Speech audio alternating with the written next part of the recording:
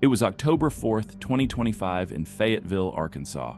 Just after 9 a.m., a state trooper sits parked on Interstate 49 near Exit 65 when a silver Jeep races by at nearly 92 miles per hour in a 65 zone. The trooper pulls out to catch up, but before he can even light up the siren, the driver suddenly veers off the highway towards Stephen Carr Boulevard. What starts as a routine traffic stop quickly turns into a high-speed pursuit through city streets. We've gone far enough, bro. We'll be here southbound on 70.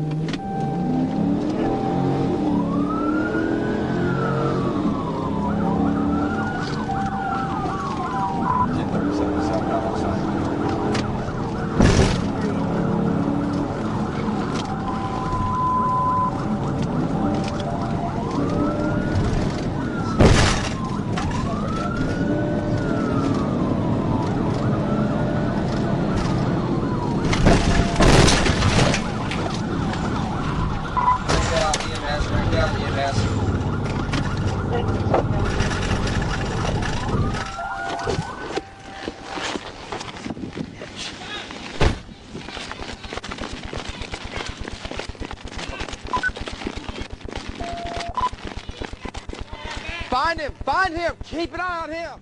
As the Jeep skids to a stop, the driver climbs out and runs on foot, vanishing behind a nearby building. The trooper immediately checks on the passenger, who's seriously injured but conscious. The suspect, later identified as Dustin Paulman, is tracked down by the K-9 and taken into custody. At the hospital, the passenger tells investigators she begged him to stop, but Paulman refused, saying he could get away. She was being held against her will the entire time. Further investigation reveals the Jeep was stolen overnight, and Paulman had 2 active felony warrants, one for possession with intent to deliver and another from the Prison Transfer Board, both with nationwide extradition. In the end, Dustin Paulman faced a long list of charges, including felony fleeing, kidnapping, theft by receiving, and first-degree battery.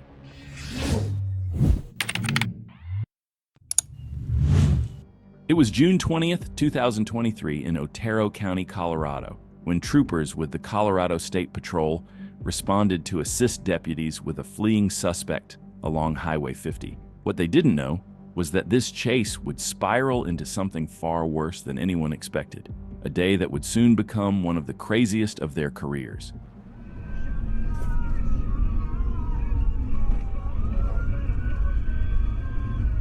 We have the marked car, tick number 1, please.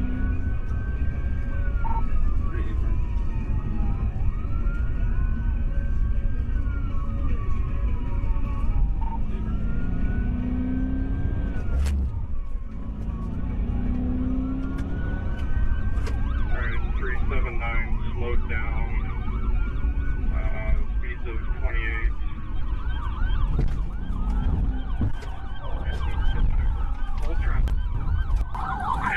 Maneuver. Hold traffic. Hands! Get your hands up! Hands up! Don't move! You'd think the driver gets arrested and that's the end of the story, but it's not. After being placed in the back of the patrol car, the suspect realized he could climb into the front seat, and from that moment on, everything went upside down. I have a question for you. You want to make some money and potentially a lot of money? If your answer is yes, then KVA. Sir, 210-4, I copy. Serial number, returning Clearville, no record.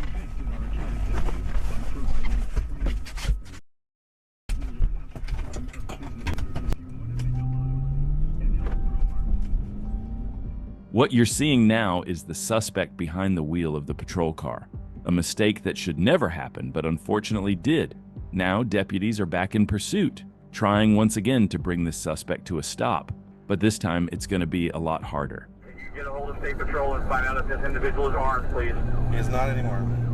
Well, they're my rifle. The rifle is in the vehicle. Forward flight strips are going to be set up at the 394, 394. Just past the 392, speeds 99.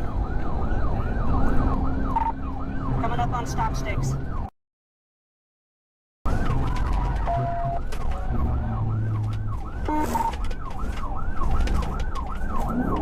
Units, one of the Chargers, take lead on this. We're running out on fuel. Copy 1140. The deputies tried using stop sticks, but the suspect managed to dodge them with ease. However, when they prepared to deploy the next set, this time it would be a completely different story. Okay. Switch, Candy. I don't have vehicle. Where's the keys? Go ahead, go ahead. You got the keys in it? I don't have vehicle. You got the keys in it? Good sticks. We got a ticket.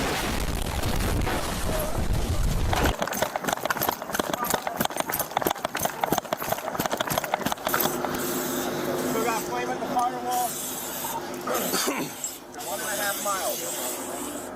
The patrol car hits the stop sticks, loses control, and slams into a semi-truck. The suspect was pulled from the wreck alive, but later died from the injuries he sustained in the crash. All this chaos could have been prevented if deputies hadn't made one small mistake, and that turned into a disaster on the road.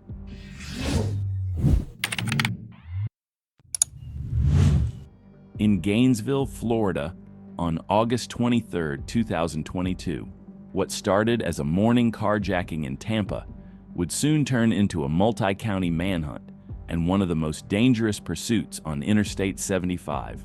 Police say 33-year-old Brandon J. Baker began his spree when he approached a woman preparing to leave for work, pointed a gun, and demanded her car, a black Nissan Maxima.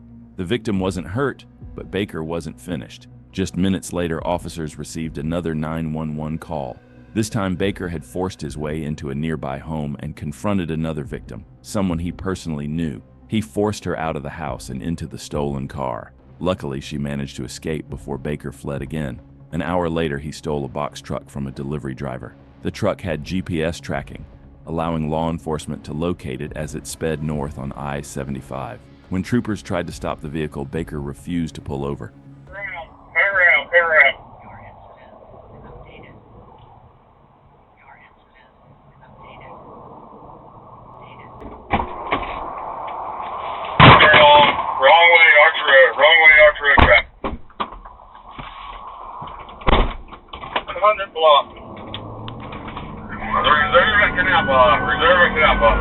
Back in the right lane of travel. An acceleration point. Right behind you. Anybody have any ideas on fitting? Can we fit a two-wheel drive or a two-wheel rear vehicle? What kind of vehicle is it again? We're coming out and have I'm sorry. Acceleration point. Not hard to do.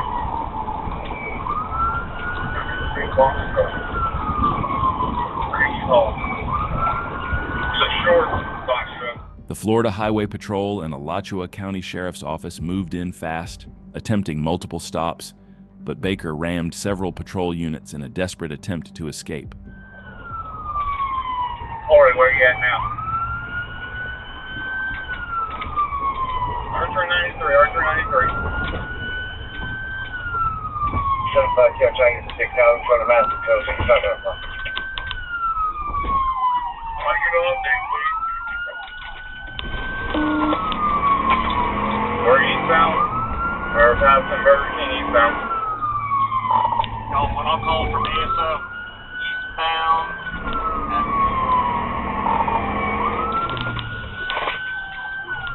4,000 block eastbound speeds are about 60 miles an hour.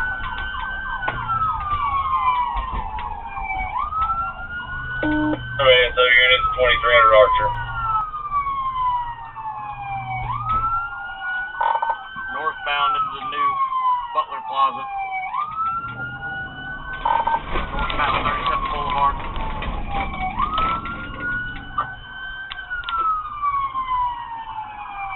That's the perfect opportunity in that plaza. The suspect was driving all over the road, putting countless innocent drivers in danger because of his reckless game and desperate attempt to escape. Troopers tried multiple pit maneuvers, but nothing worked.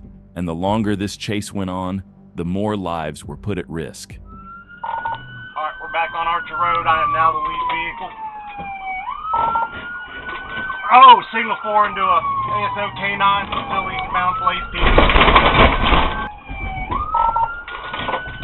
Alright, we are at. Do you have any your lag at ASO units. I hit a right. North. Signal 4 and wrong lane of traffic. Evidently wrong lane of travel. Past the Get the city to help us, guys. We need to stop this now. so third part of attempted pig.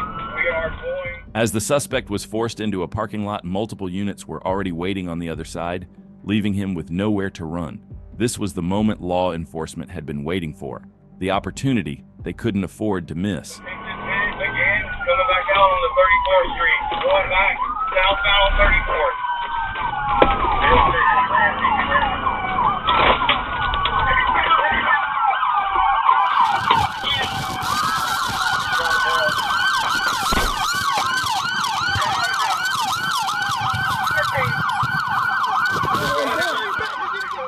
Two Alachua County deputies suffered minor injuries, but no troopers were hurt. Baker was taken into custody and booked into the Alachua County Jail, facing a long list of charges, including armed carjacking, burglary with battery, kidnapping, grand theft auto, and multiple felonies for his actions during the pursuit. From Tampa to Gainesville, this chase shows how quickly one man's reckless choices can endanger countless lives, and how fast Florida law enforcement comes together to stop the threat.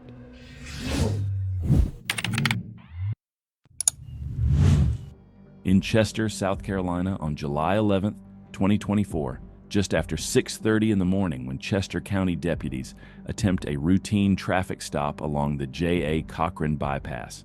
Behind the wheel is Eric Bernard Jones, a driver already known to have a suspended license. But instead of stepping out like he's told, he hits the gas. 602 AGR. 20's gonna be at Chester Hospital. Hey, what's going on, boss? Go ahead and step out of the car for me. Okay. Hold on for a minute, man. Damn. Let me roll my window. Man, let me roll my window. I gotta shut it to roll the window. Come on. Man, come on, man. 85 miles an hour. Still on. The bypass. Right on Ashford Street, head north south. 1050.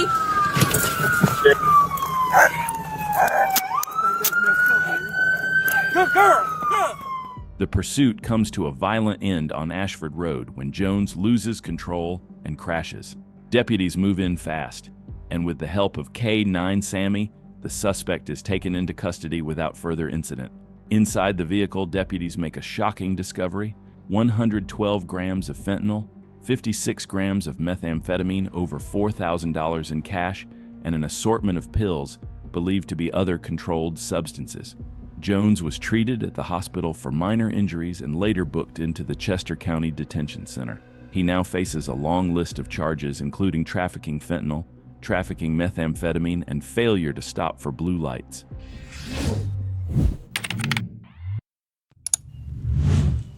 In Marinette County, Wisconsin, on August 29, 2025. It was early morning when a statewide crime alert goes out across Wisconsin. Police are searching for a white 2007 Hyundai, stolen from the scene of a homicide in Dane County. Law enforcement agencies across the state are on high alert, instructed to locate the vehicle, identify any occupants, and immediately contact investigators. But just hours later, that same stolen vehicle is spotted hundreds of miles away in Marinette. Around 9 a.m., a Marinette police officer spots the SUV and attempts a traffic stop. The driver refuses to stop, and a high-speed pursuit begins through the city.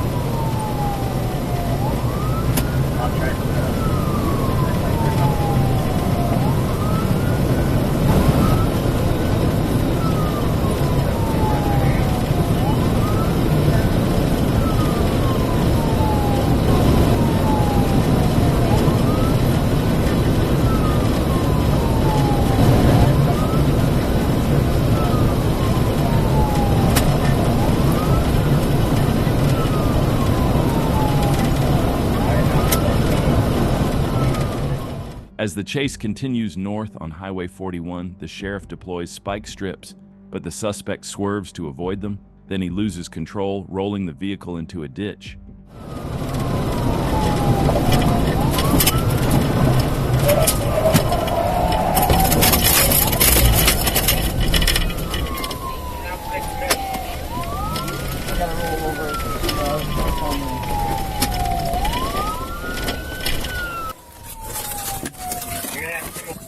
Officers approach the wreck carefully, but the situation escalates fast. The suspect, 23-year-old Andrew Lloyd Collimore, climbs out of the overturned SUV armed with a sharp-edged weapon.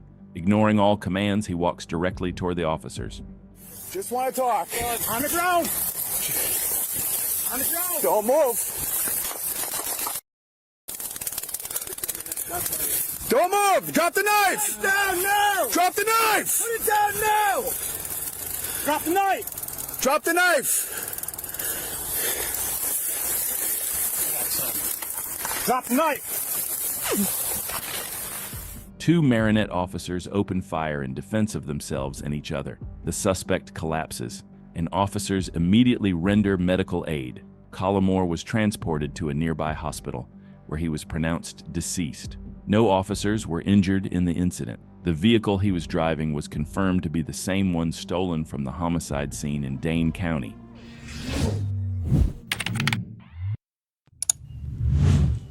On January 21st, 2021, just after 10 p.m., when a trooper spots a black Toyota Camry failing to stop at a stop sign on McCannon Morris Road. He flips around, lights up the siren, and prepares for what should have been a simple traffic stop. But the driver has other plans.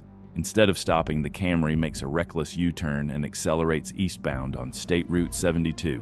The trooper calls it in. Pursuit is now active. Athens, go ahead and show me 1080. Go ahead and line up for a pit. Athens, taking a left, Jack Sharp Road. Taking a left from Jack Sharp Road. Oh, yes, I got it.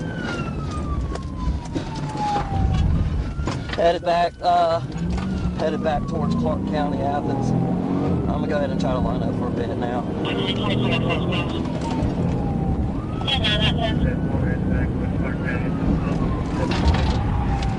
Pit, Athens. Alright, Athens, we're still going, rolling.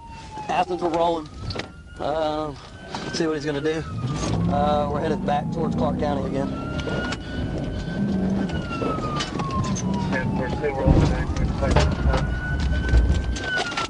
Another pit. Show me your hands! Show me your hands! I'll shoot you! You better show me your hands! Put your right hand up! You don't put that hand up, I'm gonna shoot you! What happens next turns this from a chase into a gunfight. As the trooper steps out and gives commands, the driver refuses to show his hands. Suddenly, the suspect swings the door open and points an AK-47 rifle directly at the trooper. You better close that door! I'll shoot you when you...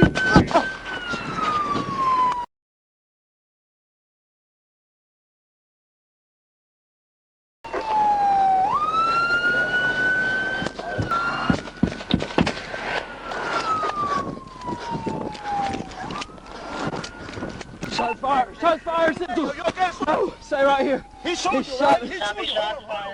Bullets tear through the night as the suspect continues shooting while trying to run up an embankment. The trooper returns fire from behind his patrol car, fighting to survive as traffic speeds by just yards away. A perimeter is quickly established and K-9 units track the shooter through the darkness. After an intense search, the suspect is found lying face down in a ditch, still alive, and taken into custody without further resistance.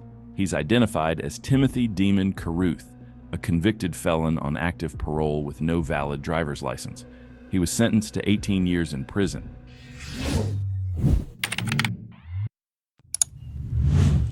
It was May 12, 2023 in Ionia County, Michigan, when a trooper from the Lakeview Post attempts to stop a suspected stolen vehicle, but the driver refuses to pull over. The pursuit stretches across county lines, with multiple tire deflation attempts along the way.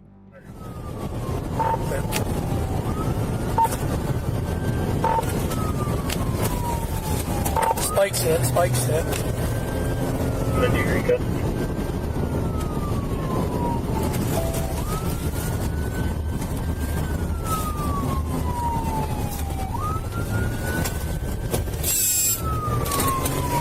Second attempt failed. He's got flat front. Last clear building units pursuing. Third high flat, 2017.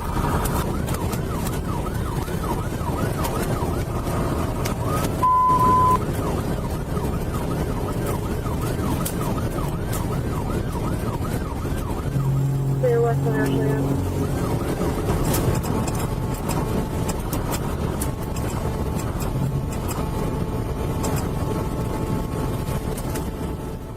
As the pursuit continued, the suspect became more and more dangerous to everyone on the road. Troopers had already managed to puncture his front tire early on, but decided not to perform a pit maneuver yet.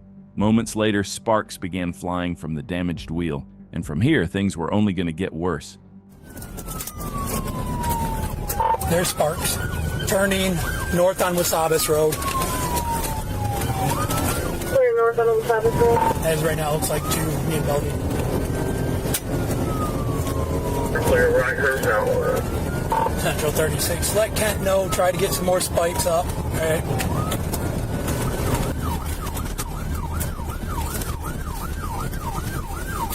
Central, turning east on Wilkins.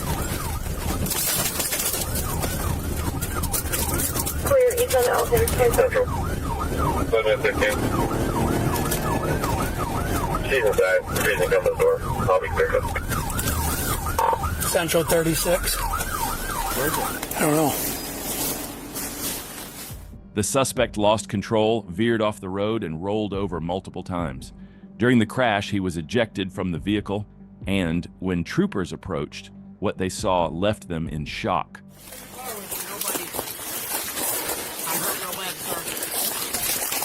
Central 36, can you start EMS this way? You the only one in the vehicle? Yes. Why are you running? I got so many warrants. So?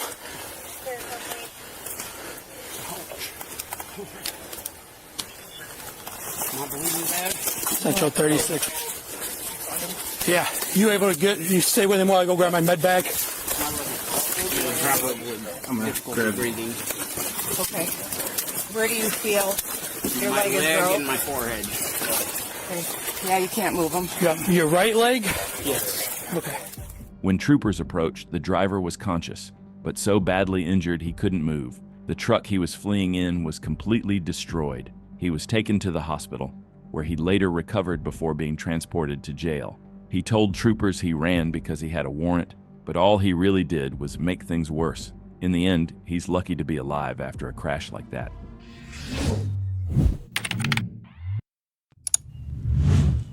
On December 3rd, 2023, a trooper was on late-night patrol when he spotted a blue Dodge Challenger speeding down the highway. He moved in to make a traffic stop, but the moment he stepped out of his patrol car, the driver hit the gas and took off.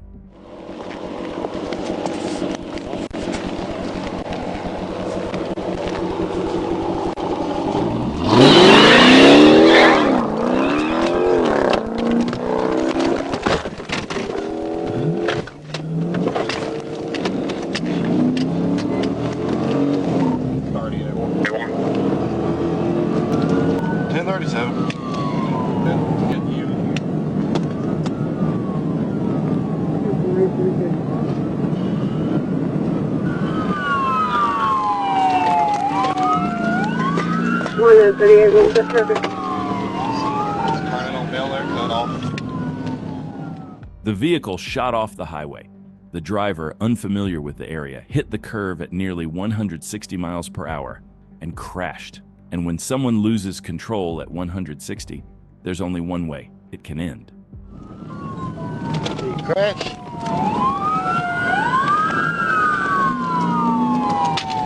He wrecked out.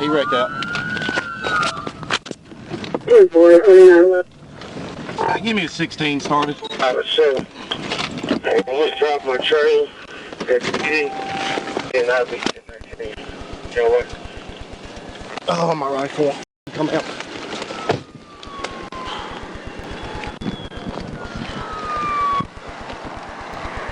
He's not in the driver's seat. Airbag's deployed. If he wasn't wearing a seatbelt, he got ejected. Watch yourself. D-Roll, let me help you. I know you're hurt.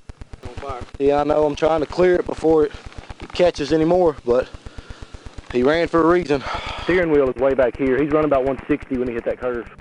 The suspect was found lying in the ditch, and as troopers feared, he wasn't moving. He was pronounced dead at the scene. If he hadn't run from that traffic stop just minutes earlier, he'd still be alive. That's how thin the line is between life and death when you decide to test the danger.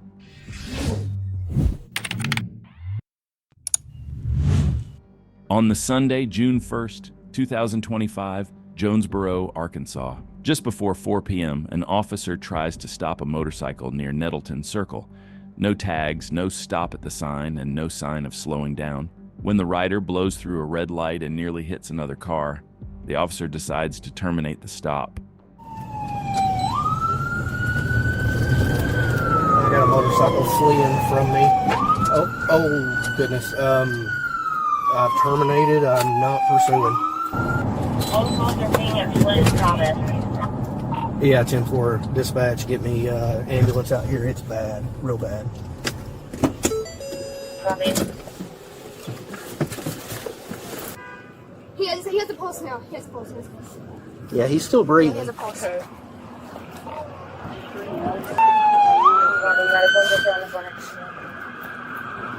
I think she might have just stopped breathing. She was gasped. Are you okay?